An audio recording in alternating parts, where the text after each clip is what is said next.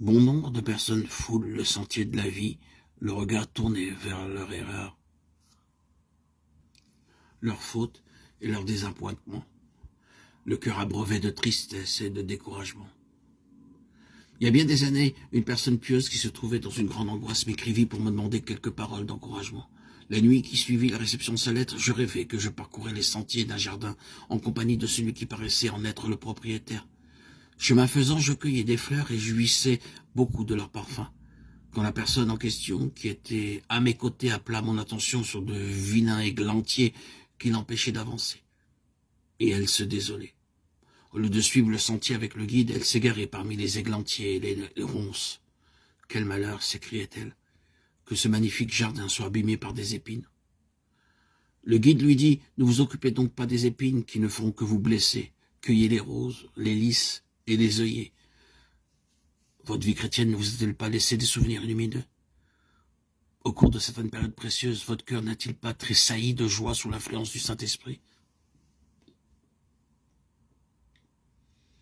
Quand vous jetez un regard en arrière sur les chapitres de votre vie, n'y trouvez-vous pas des pages agréables?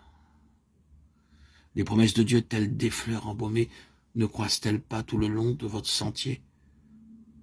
Permettez à leur beauté et à leur douceur de combler votre cœur de joie. Les églantiers, les ronces ne peuvent que vous blesser et vous attrister. Et si vous ne cueillez que des déboires pour les présenter à d'autres, ne repoussez-vous pas la bonté de Dieu et n'empêchez-vous pas ceux qui vous entourent de marcher dans le sentier de la vie? Il n'est pas sage de rassembler tous les souvenirs pénibles de sa vie, ses chutes et ses déceptions pour en parler à d'autres et s'en lamenter jusqu'à ce que le découragement vous envahisse. Une âme découragée est entourée de ténèbres. Elle repousse la lumière divine et projette une ombre sur le sentier d'autrui. Remercions Dieu des tableaux riants qu'il étale sous nos yeux. Recueillons, afin de pouvoir les contempler toujours, les précieuses assurances de son amour. Le Fils de Dieu, quittant le trône de son Père et voilant sa divinité sous notre humanité, afin d'arracher l'homme à la puissance de Satan.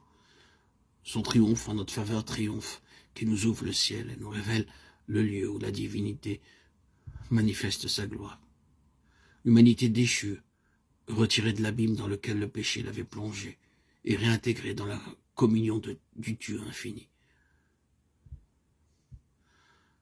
Le croyant sortant par la foi au Rédempteur victorieux de l'épreuve, revêtu de la justice de Jésus-Christ et élevé jusqu'à son trône. Voilà les tableaux sur lesquels le Seigneur veut que nous arrêtions nos regards.